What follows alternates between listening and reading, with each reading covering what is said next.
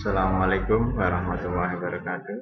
Bapak Ibu yang kami hormati, pada kesempatan hari ini saya ingin menjelaskan tentang project plan yang akan kita berikan kepada siswa kita pada pertemuan berikutnya. Tema pada kesempatan hari ini yang akan kita berikan kepada siswa adalah banjir masih menjadi ancaman Kota Bojonegoro. Pemilihan judul banjir sebagai topik di dalam materi kali ini sengaja dipilih karena persoalan banjir ini menjadi persoalan yang selalu menjadi ancaman bagi Kota Bojonegoro hampir tiap tahun, dan ini korelatif dengan materi mata pelajaran yang ada di sekolah kita, baik materi bahasa Inggris, matematika, bahasa Indonesia, dan juga materi pada pelajaran yang lain. Artinya judul ini bisa dikorelatifkan dengan materi-materi pada hampir semua mata pelajaran. Dan banjir ini adalah bagian dari fenomena yang dilalui oleh anak didik kita, sehingga materi ini sangat korelatif sekali dengan kehidupan dari peserta didik kita. Dari materi ini diharapkan nanti ada korelasi antara mata pelajaran yang diajarkan dengan fakta kehidupan yang dijumpai oleh anak-anak. Project subject di sini khususnya pada pendidikan lingkungan hidup. Jadi pada kesempatan hari ini kita kaitkan dengan khusus dengan pendidikan lingkungan hidup.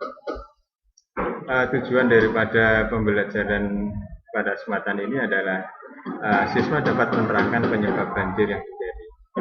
Dari sini kita mengajarkan pada siswa untuk mencari informasi, siswa menemukan apa yang menyebabkan banjir tersebut. Kemudian tujuan yang berikutnya adalah siswa dapat menyebutkan daerah-daerah yang menjadi sasaran banjir. Dari sini siswa bisa mengidentifikasi lokasi seperti apa yang menjadi objek banjir setiap tahunnya. Kemudian tujuan yang berikutnya adalah siswa dapat menjelaskan langkah-langkah penanggulangan banjir. Dari setelah belajar materi ini diharapkan siswa nantinya akan mampu atau mengetahui langkah-langkah yang dilakukan ketika pada suatu saat banjir itu menimpa pada diri mereka. Kemudian tujuan berikutnya adalah siswa menjelaskan akibat yang akan ditimbulkan bencana banjir. Dari pengalaman-pengalaman yang siswa alami dan siswa amati pada tiap tahunnya jika terjadi banjir di Bojonegoro, para siswa bisa mengidentifikasi atau mencatat apa-apa yang ditimbulkan oleh bencana banjir, baik itu kerugian material, kerugian imaterial, dan lain-lainnya, sehingga siswa bisa mengambil pelajaran dari akibat banjir tersebut. Bidang pelajaran yang dapat dimasukkan di sini diantaranya adalah tentu saja IPA, IPS, fisika, matematika, agama, dan juga pendidikan yang lain. Dan saya kira banjir ini atau bencana alam ini bisa dikorelatifkan dengan hampir seluruh mata pelajaran, dan ini adalah salah satu dari pelajaran yang bisa saya sebutkan di sini. Kemudian ide dari proyek ini adalah siswa melakukan wawancara. Jadi di dalam persiapan untuk melakukan project plan ini, rencana ini, siswa nantinya akan melakukan sebuah wawancara untuk mengetahui sebab-sebab dan bagaimana banjir di Bojonegoro itu bisa terjadi. Di sini nanti siswanya akan mewawancarai instansi-instansi dan orang-orang yang memiliki pemahaman atau kompetensi dapat menjawab pertanyaan ini, sehingga siswa bisa mendapatkan data-data yang akurat dan tepat. Siswa bekerja sama untuk merumuskan dan membuat pemberitaan dan PowerPoint untuk membantu masyarakat memahami hal yang terkait dengan sebab dan cara menghindari banjir. Di sini siswa akan berkolaborasi ya dengan teman yang lainnya, bahkan siswa melakukan penggalian data ini bersama dengan beberapa pihak luar, artinya selain siswa.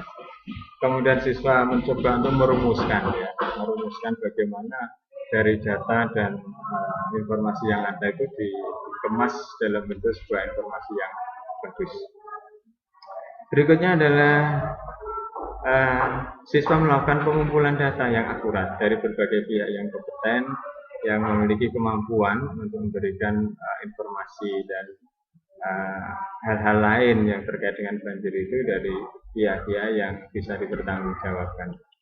Pertanyaan-pertanyaan yang bisa kita berikan kepada siswa, the driving questions, yang pertama adalah apakah banjir itu dan mengapa terjadi. Pertanyaan ini diberikan untuk memancing siswa, untuk mengarahkan siswa ya, sehingga siswa mampu memahami kenapa banjir itu terjadi. Jadi siswa mampu memahami secara benar, secara ilmiah tentang sebab-sebab banjir itu. Kemudian apa yang menjadi penyebab banjir dan juga di mana banjir bisa terjadi, kapan banjir yang paling dahsyat terjadi di Bojonegoro dalam 10 tahun terakhir. Ini akan menjadi perwakilan dari kejadian-kejadian musibah dari sekian tahun, dan kemudian kita pilih salah satu dari insiden yang terbesar selama 10 tahun terakhir menjadi bentuk deskripsi betapa hebatnya akibat banjir yang melanda kota Bojonegoro ini, terutama yang kita arahkan adalah banjir pada tahun 2007, yang mana Bojonegoro pernah tenggelam dengan kedalaman lebih dari 2 meter, ya, dan menimbulkan begitu banyak korban. Pertanyaan berikutnya kita berikan adalah apa yang harus dilakukan orang untuk mencegah terjadinya banjir, kemudian tindakan apa yang dilakukan jika terjadi banjir. Standar isi yang akan diajarkan dan diujikan di sini adalah tentang pelestarian lingkungan hidup, kemudian reboisasi, penanaman lahan kosong, pembuatan biopori, sistem irigasi guna pengairan lahan, juga menjaga alam dari polusi. Schedule waktu aktivitas yang akan kita lakukan adalah pada minggu pertama kita memperkenalkan proyek ini kepada siswa dengan menayangkan video atau gambar-gambar banjir yang terjadi di Bojonegoro. Dari sini siswa akan mendapatkan sebuah gambaran ilustrasi tentang pekerjaan atau objek pekerjaan yang akan mereka garap. Kemudian yang kedua, memberikan salinan proyek dan mendiskusikan dengan kelas, kemudian meminta siswa untuk melakukan pembentukan kelompok. Dari sini nanti siswa akan memahami arah program yang kita lakukan, dan dengan demikian siswa akan bisa menjalani dengan urutan-urutan yang benar dan secara kronologis yang urut. Kemudian yang ketiga, memberi waktu pada siswa untuk berdiskusi dengan anggota kelompoknya untuk merumuskan dan membagi tugas peran masing-masing anggotanya. Kemudian 4, siswa akan menulis format akhir apa yang mereka telah rumuskan untuk mempresentasikan proyek dan siapa yang akan melakukan peran untuk masing-masing bagian pekerjaan. Dari 3 dan 4 ya, kegiatan minggu pertama ini siswa akan melakukan proses kolaborasi antar satu dengan yang lainnya, berkoordinasi sehingga nanti pekerjaan itu bisa dilakukan dengan sebaik-baiknya. Kemudian yang 5, menjelaskan di mana dan kapan penelitian akan berlangsung. Dari sini siswa menjadi tahu kapan dia harus mulai dan di mana dia harus melakukan pekerjaan itu, apakah di sekolah, apakah pencarian informasi itu juga di tempat lain. Minggu kedua, siswa membagi tugas dan merumuskan teknik pengumpulan data informasi dari sumber yang relevan.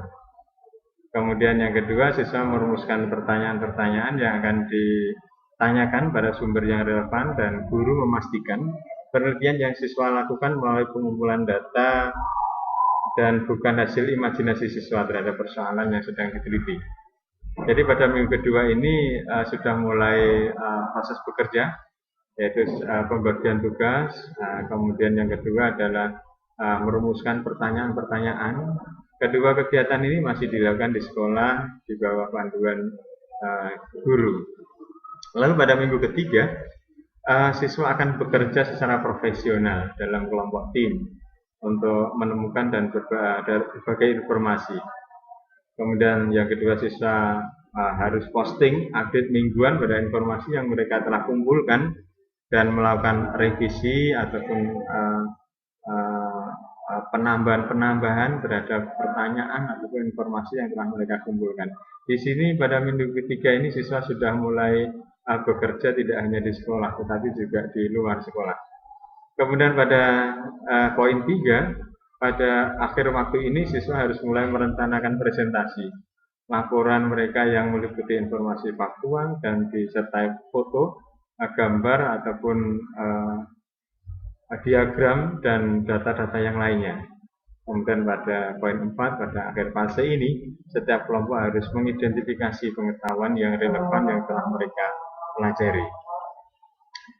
Pada minggu keempat dan kelima, presentasi ini sudah diselesaikan oleh siswa, sehingga bahan presentasi ini sudah siap untuk dipresentasikan. Jadi pada minggu keempat dan kelima ini siswa melakukan presentasi dengan menggunakan PowerPoint yang sudah mereka buat pada pertemuan sebelumnya. Dan arsip atau bahan-bahan yang dipresentasikan nanti harus dikirim kepada Edmundo. Kemudian pada minggu ke-6 setiap kelompok harus menyajikan produk akhir mereka. Di sini yang dimaksud produk akhir adalah bentuk sebuah laporan yang harus dikumpulkan kepada guru yang pada akhirnya nanti akan menjadi arsip guru dan sekolah.